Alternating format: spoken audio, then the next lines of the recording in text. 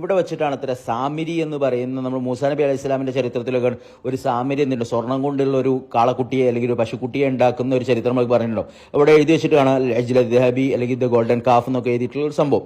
ഇത് പറയപ്പെടുന്നത് ആ മലന്റെ മുകളിൽ ചെറിയൊരു രൂപം ഉണ്ട് കേട്ടോ, ഒരു കാളക്കുട്ടി. അപ്പോൾ ഒരാൾ പറഞ്ഞു അതാ അങ്ങനത്തെ രൂപമായിരുന്നു ഉണ്ടാക്കിയിരുന്നത്. പക്ഷെ അത് കൊണ്ട് പുതിയ കാലത്തൊക്കെ ഉണ്ടാക്കിയ സംഭവം. കാരണം അന്ന് സാമിരി ഉണ്ടാക്കിയ കാളക്കുട്ടീനൊക്കെ മൂസാ നബി അലൈഹി സ്വലാം എന്നെ മൊത്തത്തിൽ പീസാക്കിയിട്ട് കടലിൽ വലിച്ചെറിഞ്ഞിട്ടുണ്ട്. എന്താണ് ഈ സ്വർണം കൊണ്ടുണ്ടാക്കിയ കാളക്കുട്ടി, അല്ലെങ്കിൽ ആരാണ് ഈ സാമിരി, എന്തായിരുന്നു ഇതിന്റെ കിസ്സ എന്ന് ചോദിച്ചാൽ, മഹാനായ മൂസാ നബി അലൈഹി സ്വലാം ബനു ഇസ്രായേലുകാരുമായിട്ട് നമ്മളെ ഫിറൗന്റെ ഭാഗത്ത് നിന്ന് രക്ഷപ്പെട്ട് ചെങ്കടലൊക്കെ പിളർത്തിക്കൊണ്ട് ഇപ്പുറത്തേക്ക് കടന്ന് അങ്ങനെ ഫിറൗനും ബാക്കിയുള്ളവരൊക്കെ നശിച്ചുപോയി.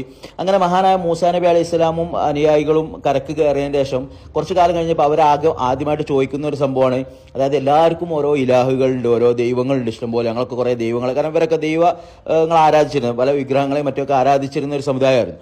അപ്പോൾ അവർ പറഞ്ഞു ഞങ്ങൾക്കിപ്പോൾ ദൈവങ്ങളൊന്നും ഇല്ല, അപ്പോൾ നമുക്ക് എന്ത് ചെയ്യണം, നിങ്ങളൊരു ദൈവം ഉണ്ടാക്കി തരണമെന്ന് മൂസാ നബി അലൈഹി സ്വലാമിനോട് ഇവർ പറയുന്നുണ്ട്. അപ്പോൾ ഇവരുടെയൊക്കെ ആ ഒരു ഇതിൽ തന്നെ ഇവരുടെയൊക്കെ ആ ഒരു ഉള്ളിൽ അപ്പോഴും വിഗ്രഹാരാധനയും അങ്ങനത്തെ ഒരു സംഭവം ഉണ്ടായിരുന്നു എന്നാണ്. അപ്പോൾ മൂസാ നബി അലൈഹി സ്വലാം അവരോട് ചൂടാവുകയും ദേഷ്യം പിടിക്കുകയും നിങ്ങൾ ആ വിഗ്രഹാരാധനയിൽ നിന്നൊക്കെ രക്ഷപ്പെടുത്തിയിട്ടാണ് ഞാൻ അള്ളാഹുവിലേക്ക് അടുപ്പിക്കുന്നത്, പിന്നെ നിങ്ങൾ ദൈവങ്ങളെ ചോദിക്കുകയാണോ അല്ലെങ്കിൽ വിഗ്രഹങ്ങളെ ചോദിക്കുകയാണോ എന്നൊക്കെ ചോദിച്ചിട്ട് അവർ അടക്കി നിർത്തുന്നുണ്ട്. സ്വാഭാവികമായിട്ട് ഇവരെ ഉള്ളിലൊക്കെ ആ ഒരു അത്ര കാലം ഞങ്ങൾ ഇതേപോലെ ബിംബങ്ങളൊക്കെ ആരാധിച്ചിരുന്ന ഒരു സംഭവമൊക്കെ ഉണ്ട്, ഇവിടെ ഒരു കിണറൊക്കെ ഉണ്ട് കേട്ടോ.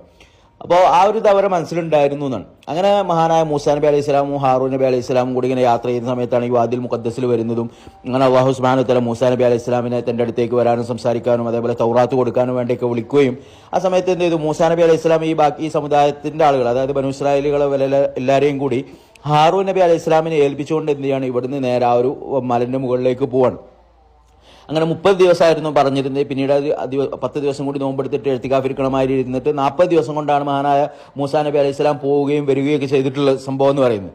അപ്പോൾ ഈ മൂസാ നബി അലൈഹി സ്വലാം സ്വാഭാവികമായിട്ടും ഈ ബനു ഇസ്രായേലിനെ ഹാറൂൻ നബിനെ ഏൽപ്പിച്ച് പോയ സമയത്ത് അക്കൂട്ടത്തിലുണ്ടായിരുന്ന ഒരാളായിരുന്നു ഈ സാമിരി എന്ന് പറയുന്ന ആൾ. അയാളെ പേര് ചില റിവായത്തിലൊക്കെ കാണാം മൂസബിനു ബഫർന്നോ അങ്ങനെ എന്താണ്, അതായത് മൂസാ നബിന്റെ പേര് തന്നെയാണ് മൂപ്പർക്കും, പക്ഷെ മൂസബിനു ബഫർ എന്നാണെന്ന് തോന്നുന്നത് അദ്ദേഹത്തിന്റെ പേര് പല കിതാബിലും, പക്ഷെ സാമിരി എന്ന് തന്നെയാണ് നമുക്ക് ഏറ്റവും എളുപ്പം. അതുപോലെ തന്നെ ഈ സാമിരി എന്ന് പറയുന്നത് യഥാർത്ഥ മൂസാ നബി അലൈഹി സ്വലാമിന്റെ ആ ഒരു ജനന സമയത്ത് തന്നെ ജനിച്ചൊരു കുട്ടി കൂടിയാണ്. അതായത് ഫിറൗന് ആൺകുട്ടികളൊക്കെ വധിക്കുന്ന ആ ഒരു സമയത്ത് തന്നെയാണ് ഇവരും ജനിച്ചത്. അപ്പം അന്നത്തെ രീതി വെച്ചാൽ ഇതേപോലെ ഒന്നുകിൽ വധിക്കാൻ വേണ്ടി വിട്ടുകൊടുക്കുക, അല്ലെങ്കിൽ ഇവരെ ഏതെങ്കിലും കാട്ടിലൊക്കെ കൊണ്ടുപോയി ഉപേക്ഷിക്കുക ആൺകുട്ടികളെ, എന്നിട്ട് എന്ത് ചെയ്യുക, അവിടെ ഗുഹയിലോ മറ്റോ ജീവിച്ചു അല്ലെങ്കിൽ മരിച്ചുപോയി അങ്ങനെ രീതിയിലാണ്. മൂസാ നബി അലൈഹി സ്വലാമിനെ മാത്രമാണ് പേടകത്തിലാക്കിയിട്ട് നൈൽ നദിയിൽ ഒഴിക്കുന്നത്. ഏതായാലും ഈ സാമിരി അങ്ങനെ ഒരു ഗുഹയിലൊക്കെ ജീവിച്ച ഒരാളാണെന്ന് പറയപ്പെടുന്നത്. ഏതായാലും ഇയാള് ഒരു മാന്ത്രിക എന്തായാലും പറയപ്പോൾ സിഹർ കാര്യങ്ങളൊക്കെ ചെയ്യുന്ന ഒരു പ്രത്യേക ആൾക്കാരാണ്. അങ്ങനത്തെ ഇതിൽ പെട്ട ഒരാളായിരുന്നു ഇയാൾ. സ്വർണ്ണപ്പണിക്കാരനായിരുന്നു, ഈ ബിംബങ്ങൾ കാര്യങ്ങളൊക്കെ നിർമ്മിക്കാനും മറ്റൊക്കെ അറിയുന്ന കുറച്ചൊരു തന്ത്രവിദ്യയും കാര്യങ്ങളൊക്കെ അറിയുന്ന ഒരാളായിരുന്നു എന്നാണ്.